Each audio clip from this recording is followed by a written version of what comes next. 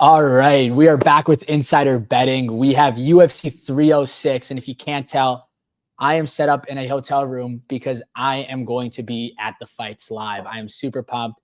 Going to see Sugar Sean hopefully knock out Merab, but we'll get into our predictions right over here in a second. First things first, Jesse, how we doing today, brother? I'm doing great. That's what it looks like inside the sphere. So luxurious, so spacious in there. Oh, I'm jealous. I'm actually genuinely jealous. I know I had a chance to cover this, and I would have. It's my birthday this weekend, so unfortunately, Yes, I'm not going to be able to be there. But I'll live vicariously through you. It looks amazing. Everything I've seen looks amazing, and totally overpriced. So enjoy. Yeah, dude. No, I'm pumped. Yeah. You know, as soon as those ticket prices dropped, we were like, this just makes sense. We're going to get some insider footage, going to get some footage inside the sphere. We're going to try to line up some interviews live with some of the fighters. Dude, it's going to be a sick weekend. I'm also going to be doing some street interviews. So if you're a fan and you want to be in some content with Inside Fighting, hit us up. I will interview you. So, yeah, no, I'm excited. But anyway. Pound for pound debate with Adam. Who's pound for pound number one? Who's going to glaze John Jones harder? Yeah, exactly. We do have our first fight of the night. Shocked that this is on the early prelims. This is literally the opener at 4 p.m. here. Raul Rosas Jr. versus, I'm going to go with Aori Quileng, something like that. Here, let me help you out here. That's all I'm seeing here is Quileng. Quileng. I have no idea. I have never heard of this guy. He has a nickname, the Mongolian Murderer. I like that way more. That's way better. The guy seems way more badass when you put it that way, right? Yeah. But yeah, I mean, Rosas is a minus 850 favorite here. It's a shame to talk about this one. I think this should be a lock for Rosas. I think he's probably going to get a submission in here somewhere. Mongolian Murderer, he's got decent takedown defense at 58%, so maybe he can do something against Rosas. He can also, he averages 1.45 takedowns. I think that what we're going to have to see from Rosas here is, unfortunately, he's going to have to strike a little bit because this guy is a massive striker. He lands 5.31 per minute. He does get hit more than he lands, though. I think we're going to see a little bit of exchanges. I hope that Rosas has stepped up his striking since the last time we've seen it, because I don't think we've seen him be too strong on his feet there. Although he does have that knockout 2 fights ago. And I hope he doesn't gas, because if he doesn't get those takedowns, if he can't get the submission early on, we've seen him gas it before, and it wasn't that long ago. It was 2 fights ago. I know a lot can happen in that 3-fight span there, but either way, we're going to have to see a decent outing from Rosas again. Yeah, I'm curious. Is this the first fight on the prelims? Is this like the opening fight? This is the only early prelim. Wow, so this opens the card, the whole card. Mm-hmm. Crazy. By the way, I'm on his SureDog account. His name is Quileng Aori. So it's sort of like spelled backwards because he's from China. So it's spelled. That's weird how his name is spelled differently on multiple websites. Like some of them it's one word, some of them it's 2 words, but it's Quileng Aori. So I'll just call him Quileng, or Mongolian Murderer. But it's very weird to me that this fight's on the early prelims. I was looking at the main card here. We have the Osbourne fight, which we're going to talk about in a bit. I feel like they could probably have moved that off of the main card and replaced Rosas. I think we sort of talked about this off the air, but maybe they're trying to showcase some other fighters on the main card because they've already gotten some juice out of Rosas. Yeah. I think a lot of fans were upset with Ade Osbourne being on the main card, but I think what a lot of people are forgetting is that he's fighting Ronaldo Rodriguez. And we'll touch on it in a bit here, but I think what the UFC sees is they want to see a couple knockouts on the main card. And I think arguably the feature fight, the co-main and the main event could all go to decision. So they're just trying to stack it that way. And I think that's what they're hoping to see out of Ronaldo.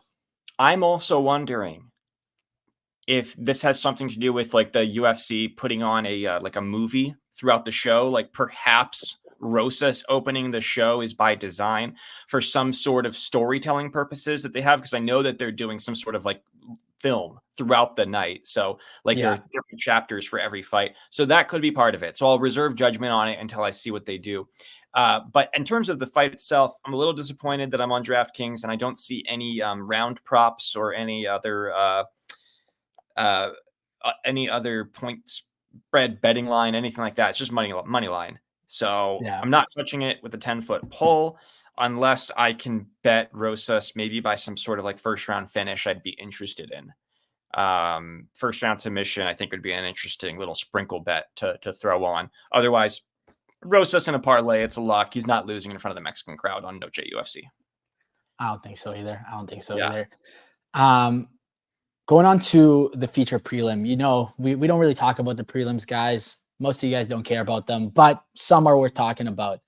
We have Irene reversed, by the way. The two fighters are just apologies to people at home. Irene Aldana should be on the left. The other woman should be on the left, and the other woman should be on the right. No, that's my bad. That's my bad there. Okay. Little technical error. Yeah, no, that's true. That's true. Yeah, it's interesting. I mean, Irene and Norma, I believe they're both ranked fighters. I think they're like 5 and 7. Correct me if I'm wrong there, Jesse. Is that right?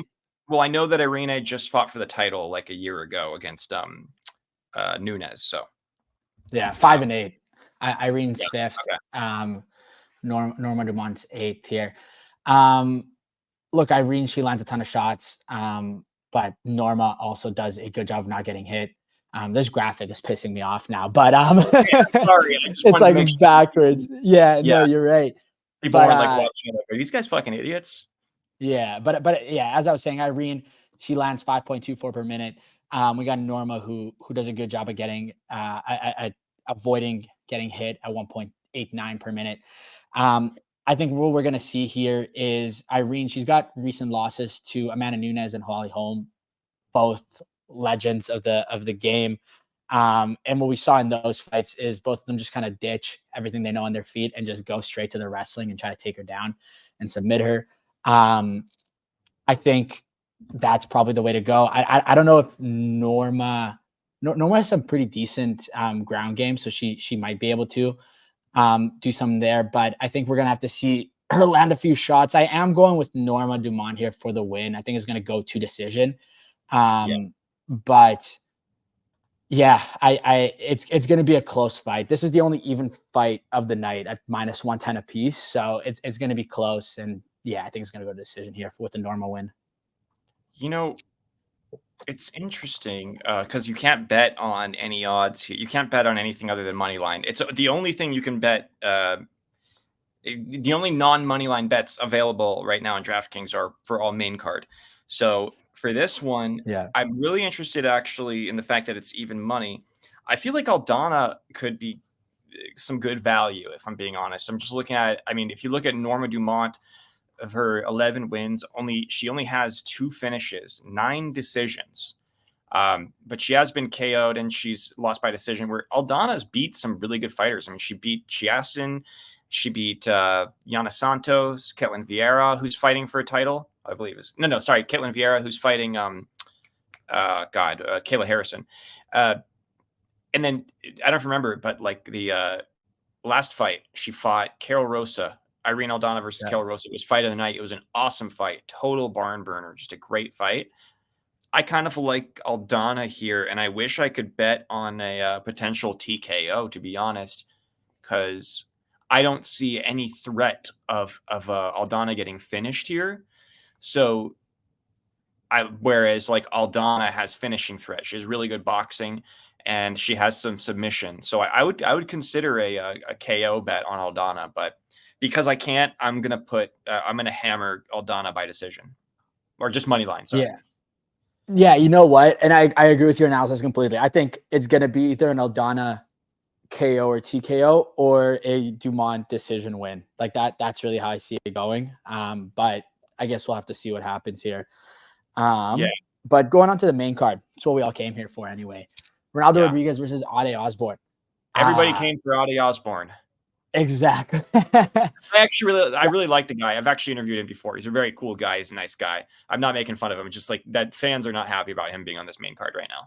Yeah. Well, deservingly so. He's 2 in his last 5 fights. He's 4 and 5 in the UFC. this feels like he's got to win here. Otherwise, I don't know what his future in the UFC looks like. Where you got Ronaldo Rodriguez, he won his last fight. It was this debut in the UFC. This is only a second fight in the UFC, which makes it a difficult bet because with a lot of these guys who have a lot of hype in the beginning but haven't been in the UFC a long time, we see them kind of lose a fight early on sometimes, and then they kind of get their win streak going, right, and kind of build up from there. But a lot of times, like Raul Rosas, they got to go through a loss just to kind of learn what that feels like, and then they get a lot better from there.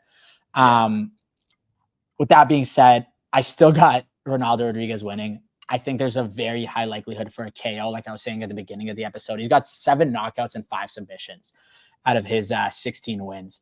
So he's got 12 finishes in there. So I think a finish is very likely. I do see it being by knockout. But yeah, that's kind of my analysis there. So he's a minus 142. It's interesting. I mean, I feel like he's getting pretty good money line odds just in terms of, I kind of figured he might be a little bit of a bigger favorite, but that could just be me really looking at Odie Osbourne. The odds makers don't love him. Got it. Okay. I do like by knockout, or there's a bit of a delay there.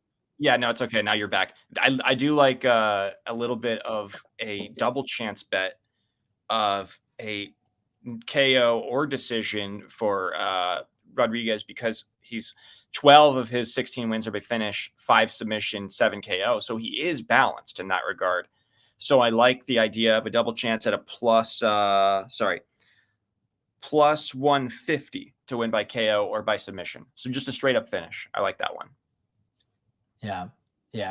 I like I was looking at Odie Osbourne and kind of how he's lost in the past, and he's got knocked out twice. He's got submitted 4 times in his losses there. So I think considering Ronaldo's first win in the UFC was by submission, there's a chance of a submission finish here. But just the fact that Odie Osbourne gets hit so much, I think there's a good likelihood for a knocker because I think Ronaldo's he's precise. He's got knockout power. You know, he doesn't throw a lot, but when he does, it's he connects. Exactly. Yeah. Before the next but anyway, fight, we should do. You're right. Do you want to give a message to our friends from DraftKings? Of course, we always got a special message. Let's UFC 306 might be the biggest pay-per-view event that the UFC has ever put on. It's gonna be at the Sphere. They've spent over $16 million on it, which means we got to do it big too.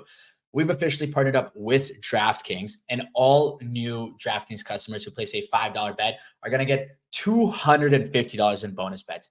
They don't do this often. They're doing it for us. You can use that $250 in bonus bets on whatever you want. All you got to do is bet $5. You download the DraftKings Sportsbook app, use code INSIDEFIGHTING, and you'll receive your promo offer today.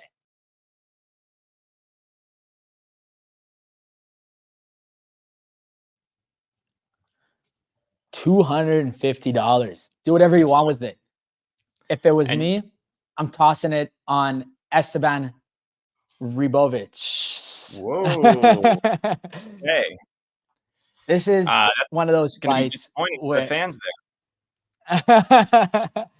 This is what I gotta say is typically when I bet with my heart and not my head, I lose. But I'm betting with my heart on this one. Esteban, he's a fellow Argentine. And I always got to go with the Argentinian fighters here.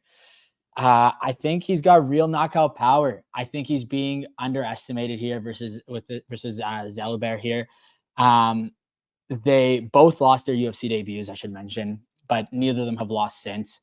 I think Esteban has won 1 or 2 fights since, and he's won 2 fights since, and Daniel here's won 3 fights since. I don't think there's going to be too much grappling here. Esteban has a decent grappling game, but Zellhuber has got 94% takedown defense. So I think he's going to try to keep it on his feet. I think these guys are going to be exchanging back and forth. I think a knockout is written all over this one. The one thing I did notice is that Zellhuber's got a 77-inch reach, which is an 8-inch reach advantage versus Esteban. So Esteban's going to fight in the pocket. He's going to have to keep the fight close. And I think he's going to do that. I think he's going to try to line up some strikes. I think he's going to go and dog it out in the pocket. And I think he's going to land a big one and knock him out. But that's my call here. What are your thoughts, Jesse? You know, I don't hate it, especially because of the odds. And I'm thinking like Zellhuber kind of fights a little bit like a Holloway, where he really uses that length. Because I have watched a couple of his fights where he uses that length to sort of like dance on the outside a little bit and just keep his opponent out of like the dirty boxing range. You know, he keeps it at like where he can keep his strikes crisp, keeps the fight clean. Esteban, I agree, probably has to make the fight a little dirty here. But if I'm just looking purely at how these guys' careers have gone, look at Esteban compared to Zellhuber. Esteban had that brutal head kick knockout. He knocked out Terrence McKinney just on the Derek Woods card. Crazy knockout. That was insane. 37 seconds into the round, round one. And his previous 2 fights were decision, win, and loss, right? But if you go back before that to his performance on Dana White's Contender Series, he got a knockout win in the first minute or like minute and a half. And before that, out of like something like 6 of his like previous 7 fights, he had first round finishes, or 5 of his previous 7 fights, first round knockout or submission. And he's a finishing. He was on a 5-fight knockout streak. And a finish streak. I mean, he literally before the UFC did not have a single decision. Every single win that he had before the UFC was a submission or a knockout. I gotta say, I kind of like Esteban here by finish. And now this is definitely like a gamble because Zellhuber is going to have the crowd in his advantage. Being a Mexican, he's also very good. Let's not forget that. So they really are hyping him up. They're putting him on the UFC embedded show a lot. I haven't seen Robivics on there as much. So they're really propping up Zellhuber here. But this is a matchup between 2 young up-and-coming prospects that want to take a step forward in the lightweight division. I think this is like the most likely upset on the card so far that I've seen, I would say. I'm kind of leaning here with you. I just kind of like what I'm seeing from Esteban's fight history. But, you know, obviously that doesn't really mean anything. But I'm just liking what I'm seeing. Yeah, this is going to be my only underdog pick on the card, I think. Potentially. we'll get into my potentially in a second here. Yeah, I would say this. Decision for Zellhuber, finish for Robivics. Like we talked earlier, is like that's the way that these 2 guys are going to win. I don't think Zellhuber knocks him out, but I do think if it gets to decision, Zellhuber will win. Interesting take. I don't know, man. I genuinely think it's going to be a knockout either way. That's how I see it playing out. Just because I think, I think Esteban is going to play is going to keep it a dirty fight, right? I think he's going to come out and strike a lot. Zellhuber might try to keep his distance, but I think when you kind of get dirty in the pocket there's a chance for both fighters to get knocked out, right? Sure. So, I just think that's going to be Robivics' plan, and that's what he's going to go for. So, knockout or get knocked out, you know? Dude, no, you might be right. I mean, it definitely feels like that's how he's going to have to win. So, yeah, maybe he's just going to put himself into the line of fire. That's what you got to do sometimes. It really is. But onto the feature fight of the night, the former co-main event of UFC 303, where Brian Ortega, I think he like technically missed weight, but they were still going to go through with it. And then the fight, what happened was that he was just extremely sick and that he wasn't able to dog it out for the on that night as well. And there was Dan Ige stepped in with like a couple hours notice. Just because he was ready to go. It was going to be 145, or it was short notice for Ortega. He was actually bulking up for a lightweight fight when he got the call to fight at 145. He tried making the cut on short notice, got sick, so they agreed to do, or that he wasn't going to make. He was honest. I'm not going to be able to make weight. So then Lopez agreed to 155, and then as the day of the fight happened, Ortega got sick, and then Dan Ige stepped in on 3 hours notice. Yeah. So. And that fight was at 165, by the way. Just a weird turn of events. Super weird. Diego Lopes still got the win there. He's been hot. He's on a 4-fight win streak at the moment, beating Ige, Sadiq Youssef before that. And yeah, I just, you know what, back at UFC 303, I said the exact same thing, and I'm going to say it again. I think it's probably going to be a dogfight. I don't see Brian Ortega getting knocked out, although so much time between fights, maybe there's more potential for that now than there was before.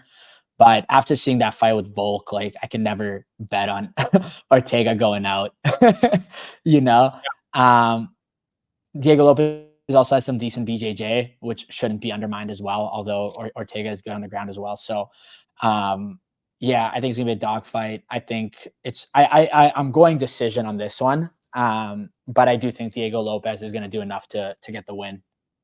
Yeah, Lopez by decision at plus 225 is a very compelling bet, and I wouldn't fault you at all for taking that one. I said this on the last time when this fight was supposed to happen. We did this fight before. I actually I can't help but really like the odds on Ortega. I mean, you mentioned the Volk fight and how he survived that fight. He also had Volk in a triangle in that fight, almost finished him twice in that fight, and he got to decision after getting beat up for like 4 rounds. He also took multiple brutal shots, got dropped by Yair Rodriguez, and then ended up just like dominating on him on the ground for the next 2 rounds. The question is, can he survive that early flurry of shots by Diego Lopes? Because Lopez comes out strong, he comes out fast, and he's going to like go for it right away. He's very aggressive in that first round. Ortega is like the king of surviving those. That's like his whole thing. I love Ortega by like a second or third round submission at a plus 700. I think that's like probably the best value bet in terms of like, if you want to sprinkle on something and you want to get like big return, I love that bet. Now the question is, does Lopez have good enough BJJ to defend against Ortega submitting him? It really depends on how much he gasses out by that third round or by the time he gets to it. Because I think, I just think that Ortega's got like, his boxing is a little overrated at times, but I think that it's good enough where he can survive those flurries and onslaughts of Lopez. I hate doing it, but I kind of think I'm just going with another underdog here. I think Ortega gets it done. I don't blame you. I don't blame you at all. I like both guys. It's like, this is a really tough one. I'm flipping a coin in my head, but I just want to take the value in my mind. And I think Ortega's like I think Ortega's very high level. And it's like when you got a high level guy like this, who's an underdog, you just have to consider it. Yeah, I feel you. This feels like one of those like vet versus prospect fights, but it's kind of hard to call Diego Lopes a prospect anymore. Right. Although he hasn't really beat like anyone too crazy, you know, and Dan Ige is a respectable opponent, but on a 3-hour short notice, like that's not a fair fight. And he couldn't finish him, you know, like exactly.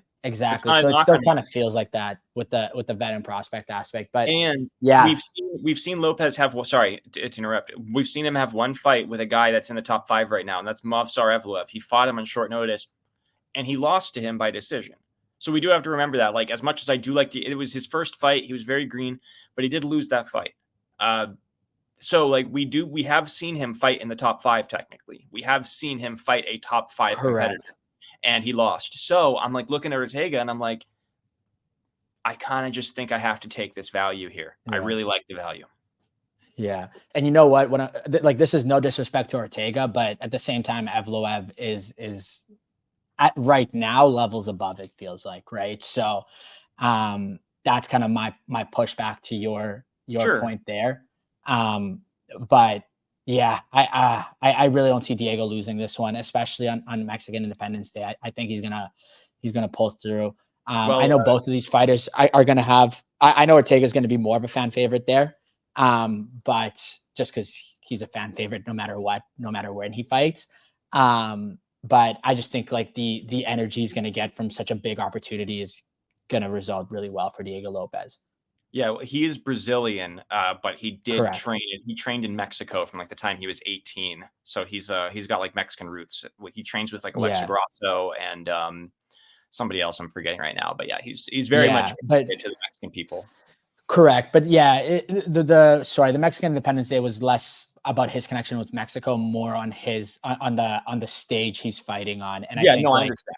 Yeah, I think these new fighters like really can take. It could either make them or break them. And I think him being the co-main event at 303 showed that it can make him as well, right? So anyway, that's kind of what I'm seeing here. I saw Ortega do against Yair. I just really liked what I saw him do, where he took those shots and he came back and got the win. I'm like, I don't know, man. I just can't ever count him out of a fight, like you said. No, you can't. No. Decision written all over it. Alexa Grasso versus... I'll sprinkle plus 700 submission for Ortega. I'll sprinkle it. Small bet. Nice. Small wager. Nice. I like that. I like that. Co-main event is a trilogy fight. We don't see these often in women's MMA, but we got Alexa Grasso versus Valentina Schevchenko. Alexa Grasso was kind of getting dominated in their first fight in the wrestling aspect, but then shocked the world. She pulled out the submission out of nowhere, and all to her, you know. But in the second fight, we saw Valentina really do a lot better and arguably should have won. It was kind of like one judge had Alexa winning, another judge had Valentina winning, and then the second judge had a 10-8 round for Alexa Grasso in the fifth, I believe. Yeah, it was atrocious. Yeah, which is just insane, and that ended up making it a draw. So Valentina probably should have won. I think, though, what we saw is, although Valentina should have won that second fight, I do think we saw some improvements from Alexa Grasso during that fight. You know, it wasn't as dominant of a performance from Valentina as it was in the first fight, even though she lost. And I think that what we're seeing is Valentina's only getting older. Alexa Grasso is kind of in her prime, you know, and I think she's getting better and better every fight. And I think that's what we're going to see is Valentina's kind of at her peak. Grasso's kind of improved. And I think we're going to see an even better output from her this fight. Mexican Independence Day, this time it is because of her Mexican grassroots. I think she's going to have every single person in the building behind her. It's going to be her night to shine, and I think she's going to win the trilogy fight and put this matchup to rest, I guess. Because if she doesn't, well, we're going to see a fourth fight, and that just doesn't happen. So, yeah, it's going to be interesting. I love this fight. You know, very rarely do I get super excited about a women's MMA fight. This is actually one where I'm genuinely just very excited for. And I love that first fight. It's one of my favorite championship moments ever, when Grasso got Shevchenko and when she submitted her in the fourth round. It was like just the call by Joe Rogan, the whole thing. It was just such a great moment when she won. And it was so unexpected. And then, like, when you go back and think about it, it actually makes sense. But it just was unexpected at the time. And that's a testament to how good Shevchenko is. And the second fight was an amazing fight. It was back and forth. It was razor thin margin for error. Like, either one could have technically won that fight. That's why it was a draw. Shevchenko probably did, but it's like, you know, it could have gone either way. But I think that this is like a great trilogy because it's built on like pure respect and competition, and not built on like animosity or like hatred. Yeah. There's genuine, like, just competitive. It's a competitive trilogy. Just two people that are like evenly matched in every single way. And they both have flaws and they both have strengths that like just work well against each other. It's very tough to call this one, but I'm with you. I think Grasso has made enough strides where she can take Valentina's best shot. I think Valentina has shown slight tick down in her speed, which was always her biggest strength, where I think that's where like Grasso is a youth and her, you know, chin and everything that she has, she's going to be able to take Valentina's best shots. And I think that her wrestling and her, you know, her grappling is good enough where she can survive some of those exchanges, not get finished and grounded pounded early. And I think she'll win by decision. What I think. I also got this going to decision. I think it's going to be 3-2, like 3 rounds to 2. It's going to be very close. It could be 3-2 going to the 5th round, like it has been again. But it's like, I think that she'll get it done. I think that she'll have the judges in her favor. She'll have the crowd in her favor. I think she'll have that little bit of extra juice to just get it done at the end. I think so too. And although it might be a 3-2 by the end of it, I do think it's going to be unanimous for Alexa. Like that, I think it's going to be that type of performance where it's going to be okay. Yeah, she won this one. So anyway. I would agree with that. Yeah. Main event for the bantamweight title, we got Sean O'Malley versus Merab Dvalishvili. I am so excited for this fight. There's been so much buildup for this fight, and I just love watching Sean fight. He's genuinely gone better and better every single time we've seen him fight. And I think we're going to see an unbelievable output from him. I think the lines opened up with Merab being a favorite and O'Malley being the underdog. But as the weeks have gone on, I think as the weeks have gone on, O'Malley's become the favorite. And I think that's for a few reasons. I think one, Merab posted a picture. He potentially had a staph infection. So that's one thing to consider. But obviously the more prominent injury that he sustained was the massive cut. I think it was above his right eye, or left eye. I'm not sure. Left eye, I think. Depends on what the camera. I don't remember if he was using, if it was like a reverse camera feature where it was like a mirror or whatever it was. But yeah, I think it was over his left eye, if I'm not mistaken. Yeah. But point is he got cut, right? Yep. And sure, he got stitched up. And I think Tim Welch, I was watching his breakdown, and I think he said that, you know what, at the time it happened, like it should be pretty healed by then, and like they don't expect it to be an advantage. But I think there's always that type of advantage. You know, he just has to hit him a couple times, then I think it can open up. And once it opens up, it becomes so much harder when you got blood in your eye to fight your game, you know. I think what we're going to see is Merab is going to hammer the takedowns. He's going to keep trying. He's just, that's the type of fighter he is. He just doesn't run out of stamina is what it seems like. Yeah. I think O'Malley, he's only got 60% takedown defense, but we saw him do kind of decent against Aljo, although he probably lost that first round against Aljo, and he got, what, a second round knockout? Yeah, well, the first round against Aljo, like nothing happened really. There was just like some leg kicks, and then Aljo had some control time against the fence. He never got O'Malley down in that fight. There were no takedowns. Correct. Yeah. But Aljo, I think, did win that first round from what if I remember correctly. All three judges scored at 10-9 Aljo. Correct. Yeah. So there's a potential. I mean, if it goes to decision, it's a hard call. We've seen O'Malley like dog it out with Peter Yan, you know, and whether you think he won that fight or not, because a lot of people didn't think he won that fight, we still saw him go. I think that fight was only 3 rounds. Correct me if I'm wrong on that one. Yeah, but I think that was a 3-round fight. So not 5 rounds. It's different. But we saw him go 5 with Cheeto in his last fight. Although he was putting on a clinic against Cheeto, he should have finished him. But Cheeto just doesn't get finished. But I think there's a very high chance of a knockout. And if it goes to decision, there's a good chance it's a split decision, I think. I don't know if Merab's going to be dominant enough to like win unanimously, but it's going to be, if it goes to decision, it's going to be a very close fight, I think. Right.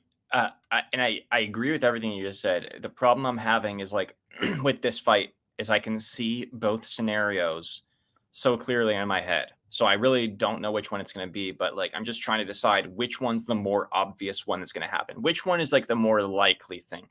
Is it more likely that Sean O'Malley is going to knock out Merab in spectacular fashion, which totally possibly did. I just posted a video of Sean O'Malley, one of Sean O'Malley's knockouts from before the UFC. It's crazy absolutely incredible. He is so spectacular. He's so special with his striking and his footwork and everything. You got to pull that clip up as you're talking about it, I think, and when we went in the post-production, because that was a crazy knockout. It's like magical to watch, you know, how just like how special he is. But then I'm like, okay, so is that more likely to happen?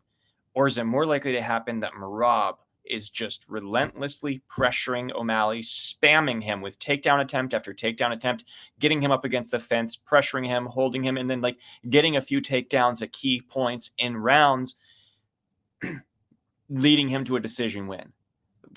I have trouble seeing it where Merab, I have trouble seeing it where O'Malley knocking him out is more likely, only because like we just haven't really seen it yet with Merab, because Merab has been doing this over and over and over again. He's beat everybody the same way each time. Every time it's the same exact story. He just overwhelms you and gets to a decision, and he's just beaten you by overwhelming you because he's just relentlessly pressuring you.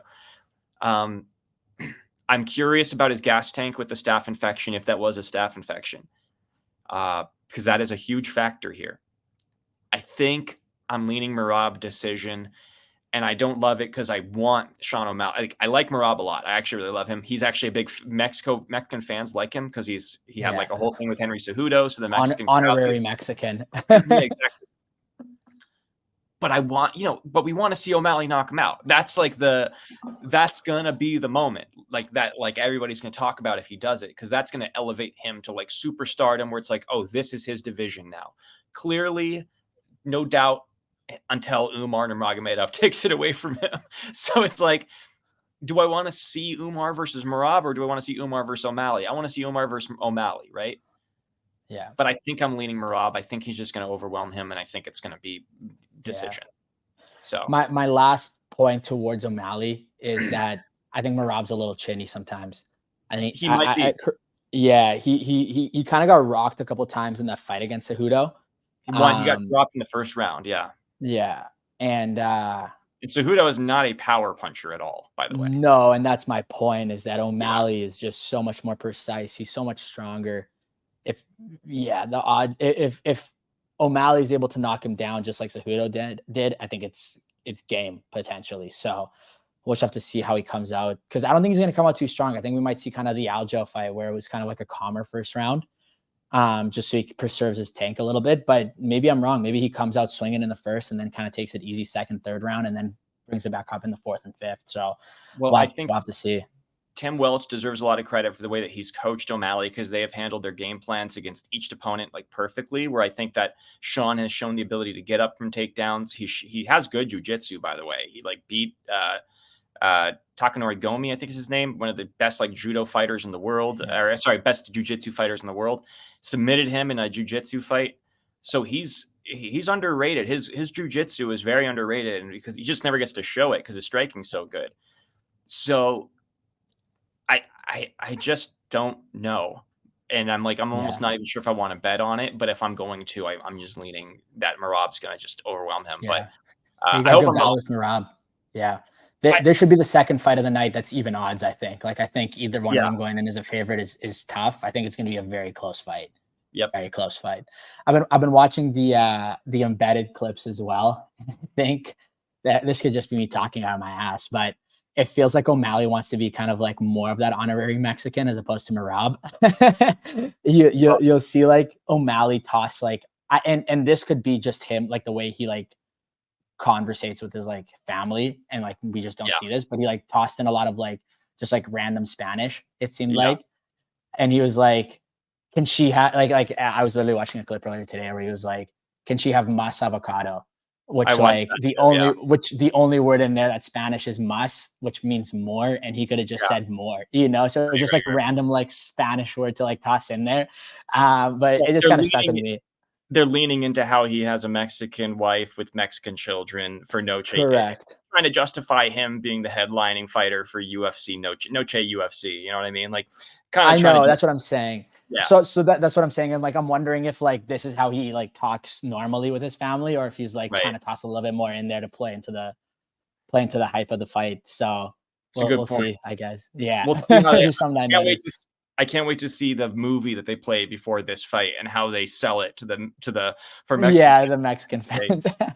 they'll put up the video of Merab drinking a Corona.